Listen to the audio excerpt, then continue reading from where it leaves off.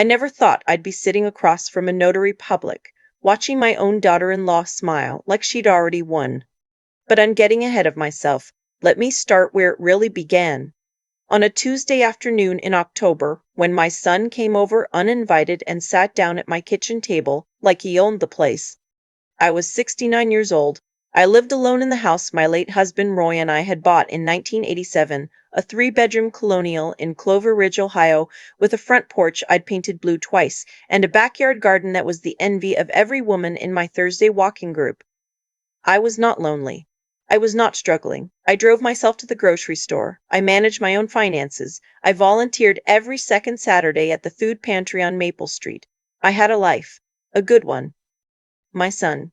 I'll call him my son because that's what he was supposed to be. Walked in that Tuesday with his wife, Candace. They sat down. He didn't hug me first. He just sat, folded his hands on the table like he was about to lead a board meeting and said, "Mom, we need to talk about what happens if something goes wrong." I said, "Nothing has gone wrong." He said, "Not yet." That was the first thing that should have told me everything. His name is Shane. He's 41. He works in commercial real estate in Columbus, which means he knows how to talk about property values the way a doctor talks about symptoms, clinically, without sentiment. His wife Candace is 38, pretty in a sharp way, the kind of woman who coordinates her lipstick with her outfit and calls it self-care. I had tried for 18 years to love her the way Shane loved her. I had mostly succeeded. That afternoon, they laid out what they called a plan. Shane said he'd been talking to some people, he didn't say who, and that the house was too big for me, that I was too isolated, that if I fell or had a medical event there would be nobody here. He said it with genuine concern in his voice. I remember thinking he was good at that. Candace slid a brochure across the table. Meadowbrook Senior Living. Independent living, they called it. On Route 40, about 20 minutes from their house in Dublin. I picked up the brochure. I looked at the photographs. Smiling white-haired people playing cards, doing yoga, eating in a dining room with cloth napkins. I set it back down. "I'm 69, I said. Roy's mother lived in her own house until she was 84. Shane said, "You're not Dad's mother, Mom." I didn't say anything to that. There wasn't anything to say. They left after an hour. I stood at the kitchen window and watched their car back out of the driveway, and I felt something cold move through me. Not fear, exactly. More like recognition. The kind you feel when something you hoped you were wrong about turns out to be exactly what you thought. They came back the next weekend, and the weekend after that. Each visit was a variation on the same conversation. The house was too much to maintain. The neighborhood was changing. The property taxes were only going to go up. What if I needed real care someday? Wouldn't it be better to plan now while I had options? Shane showed me spreadsheets. He'd done the math on what Meadowbrook would cost per month versus what I was spending on the house. He had highlighted certain numbers in yellow. I am not a naive woman. I was a bookkeeper for 22 years. I understand numbers. I also understood what he was not saying out loud. That the house, if sold, would bring somewhere between $340,000 and $380,000 in the current market. I had no mortgage. Roy had made sure of that before he died. By the third visit, Candace had stopped pretending the conversation was about my well-being. She started talking about the equity sitting idle. She said that phrase, equity sitting idle, and didn't even blink. I remember Roy used to say you could learn everything about a person by the words they chose when they thought they were being subtle. I told them I needed time to think. What I did not tell them was that I had already called my friend Paulette. Paulette Briggs and I have been friends since 1991. She was a paralegal for 30 years before she retired, and she has the kind of mind that files things away and retrieves them perfectly, like a library that never loses a book. I had called her the evening after Shane's first visit and described the conversation word for word. She listened without interrupting, which was unusual for her. When I finished, she said, "Vivian, don't sign anything." I told her I hadn't signed anything. She said, "I know, I'm telling you for later." I trusted Paulette completely. I had trusted her since the winter of 1994, when she helped me navigate Roy's first health scare without falling apart. She knew things about me that I had never told another living person, And she was telling me, in that careful way of hers, that what was coming was going to require me to be careful too. Things moved faster than I expected after that. In November, Shane called and said he'd spoken to a realtor. Just to get a number, he said. Just information. He texted me the listing estimate. The number was $362,000.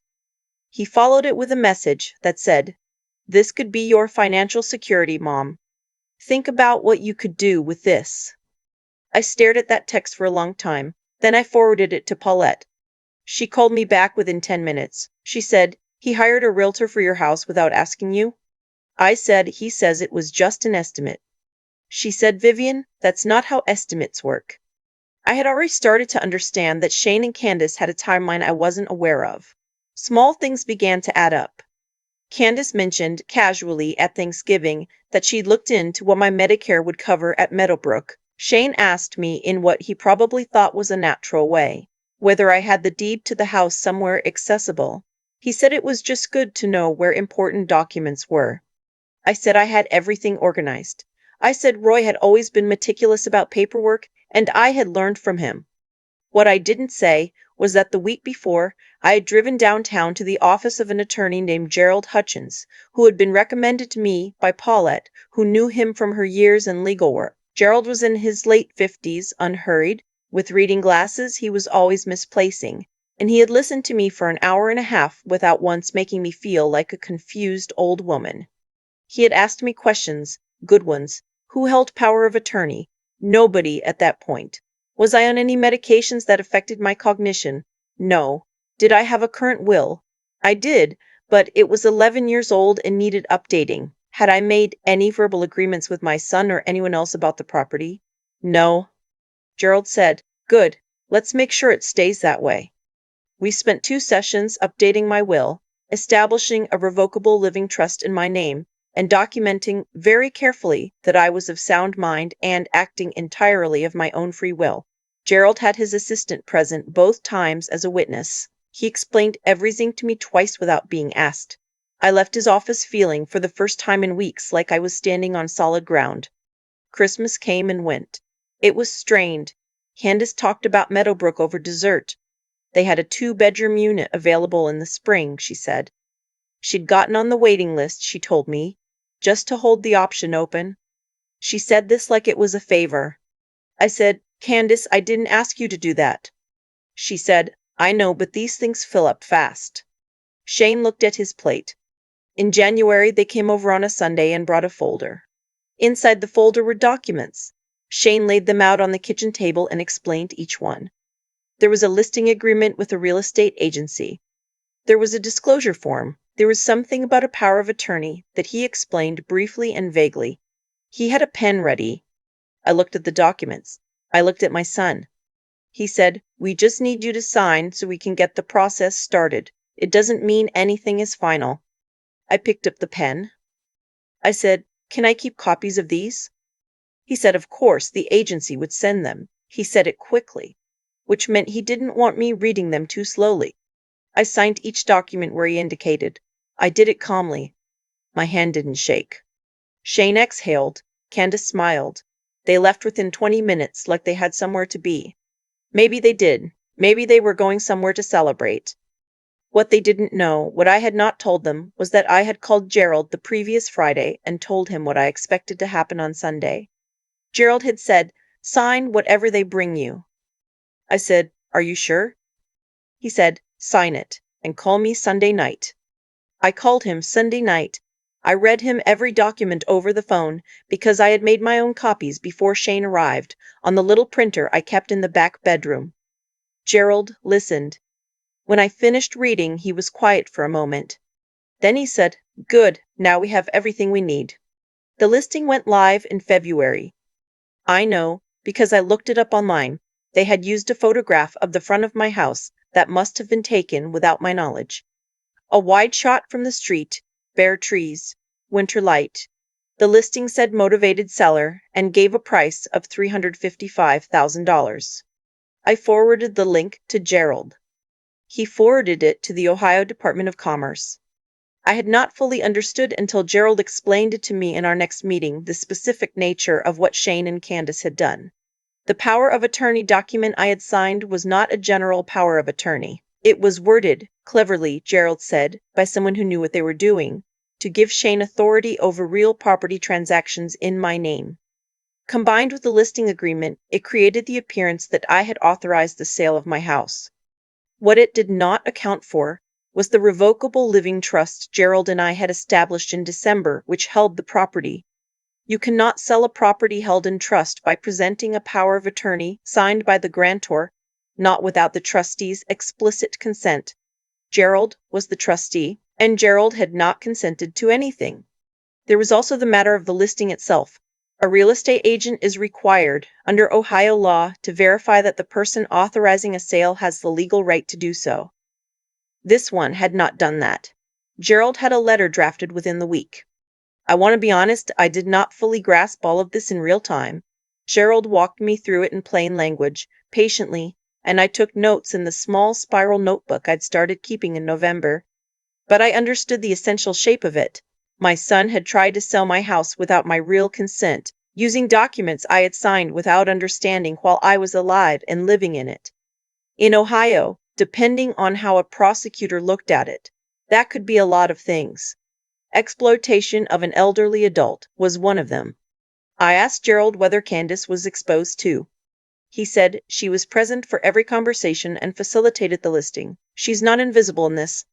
I said, good. I want to tell you about the day they came to sign the final papers. It was a Thursday in March. I know the exact date because I had circled it in my planner with a red pen. Not to remember it, but so that later, when I looked back at it, I would know I had seen it coming. Shane called me the previous evening. He said the closing was scheduled for that Thursday at the title company on East Broad Street. He said I didn't need to be there. He would handle everything. He said this gently, like he was protecting me from the inconvenience. I said, that's fine, sweetheart. I hope it goes smoothly. He said, it will, Mom. This is a good thing. You'll see. I didn't sleep much that night, but not from anxiety. More from the particular alertness that comes when you know something is about to happen and you have done everything you can to prepare for it. At 9:15 on Thursday morning, Gerald called me. He was already at the title company. He had arrived before Shane and Candace, he said, and had spoken with the title officer. He told me he would call me when it was over. I made myself a cup of coffee and sat at the kitchen table, the same table where Shane had first laid out his plan, and I looked out at my backyard. The garden was still mostly dormant, but the forsythia along the back fence had begun to yellow at the tips. Roy had planted that forsythia the spring before he died. He said it was the most cheerful thing in nature, something that bloomed before it was officially permitted to. Gerald called me at 11:04. He said, it's done, Vivian. I said, how did he look? Gerald said, your son looked like someone who had just been told the floor wasn't where he thought it was. What had happened, as Gerald described it, was this. Shane and Candace had arrived at the title company expecting a routine closing. The buyer was present, as was the buyer's agent. Gerald was present, which Shane had not anticipated. When the title officer attempted to proceed, Gerald had presented documentation showing that the property was held in the Vivian Ann Caldwell Revocable Living Trust, that Gerald himself was the named trustee, and that no authorization from the trustee had been given for the sale. He also presented a formal notice of legal action, which he had filed that morning, citing potential financial exploitation of a vulnerable adult under Ohio Revised Code, Section 2903-241. The closing did not proceed. The buyer's agent, Gerald told me, looked like she wanted to disappear through the floor. The buyer was understandably upset. Candace had apparently said very little. Shane had said quite a lot, most of it things he could not take back. Gerald had recorded the meeting with the title officer's knowledge. He had been thorough. He always was. The following months were not easy. I want to be honest about that. There were calls from Shane that I didn't answer. There was a voicemail from Candace that I listened to once and then deleted. My sister-in-law, Roy's younger sister, Marlene, called to tell me I was being cruel and that families work things out. I told Marlene politely that she didn't have all the information. She said she had enough. I said, "Marlene, they listed my house for sale while I was still sleeping in it." She was quiet after that. The investigation by the Ohio Attorney General's office took several months. Gerald worked with me through every step. We documented the timeline, the communications, the documents. I had kept everything, the texts, the voicemails, my own notes in the spiral notebook, the copies I had made before signing. Roy used to say that the best defense against people who underestimate you is to let them keep doing it right up until the moment it matters. I had thought of that a lot. Those months in the fall and winter when Shane and Candace were making their plans and I was quietly making mine. In the end, Shane was charged with attempted financial exploitation of an elderly adult. The real estate agent who had listed the property without proper verification faced a complaint with the Ohio Division of Real Estate. Candace was not charged criminally, but she was named in a civil action that Gerald filed on my behalf. Their attorney called Gerald in the spring and made an opening offer. Gerald called me after and said, "It's not enough." I told him to say so. We settled in June.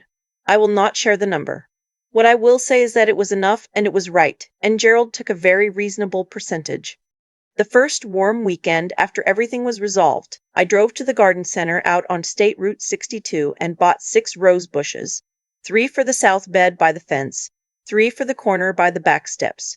I am not someone who does things symbolically, as a rule, but when I was digging the holes that Saturday afternoon, radio on in the garage, coffee going cold on the porch railing, I thought about Roy and his forsythia. I thought about Paulette, who had said don't sign anything before she'd even heard the full story. I thought about Gerald, who had looked at me across his desk like a person who was capable of handling what was coming. I thought about Shane, and I felt grief before I felt anger, which surprised me. I think I had expected the anger to be the bigger feeling, but grief was there first. Grief for the son I thought I had. Grief for all the years I had loved him and believed he loved me back in the same uncomplicated way. Maybe he did, once. People can love you and still choose money. That is something I have had to make room for. Candace, I felt less about. Some people come into your life attached to someone else. And when that person reveals themselves, you realize you were never really seeing the person. You were seeing the reflection. That's what Candace was. My walking group knows the broad outline of what happened. Paulette knows everything. The women at the food pantry don't know anything, which is how I prefer it. I like having a place where I'm just the woman who comes on the second Saturday and knows where the canned goods go. I turned 70 this past August. My neighbor Janet made me a lemon cake and brought it over in the afternoon, and we sat on the front porch and ate 2 pieces each and watched the neighborhood go by.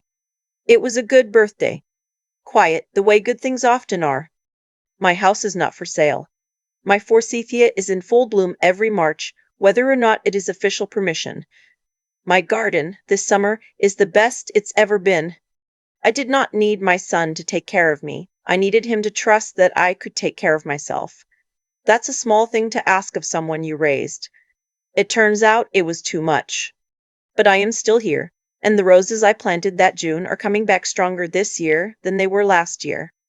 That's how it works. If you tend to things properly, they come back stronger. Every time. The forsythia is blooming again this March, same as it did last year and the year before. It doesn't ask permission. It just does what it was made to do. I think about that a lot now, how certain things simply continue, no matter what was done to interrupt them. When I look back at everything that happened with my son, I don't see a story about betrayal exactly. I see a story about what happens when the people around you stop believing you are still fully yourself. Shane looked at me and saw a woman who could be managed, a name on a deed, a liability to be resolved, and what he missed, what cost him everything, was that I was still the same woman who had balanced books for 22 years, who had sat beside Roy through 3 surgeries and never once fell apart, who had built a life with her own 2 hands and intended to finish it the same way. That gap between what he assumed and what was actually true is where everything unraveled for him. You cannot make sound decisions based on a false picture of someone. Shane thought he was dealing with a confused old woman who would sign what was put in front of her. He was wrong about what I was, and that wrongness was the source of every consequence that followed. Actions based on false premises tend to end that way. Not because the universe is keeping score, but because reality doesn't bend to accommodate what people wish were true. I've thought about whether I did the right thing, calling Gerald quietly, setting the trust up without telling Shane, letting him walk all the way to that title company before the floor dropped out. Some people, when they hear the story, say I should have confronted him sooner. Maybe, but I had watched Shane for months by that point, and I knew that a conversation would have bought me nothing except a better disguised version of the same plan.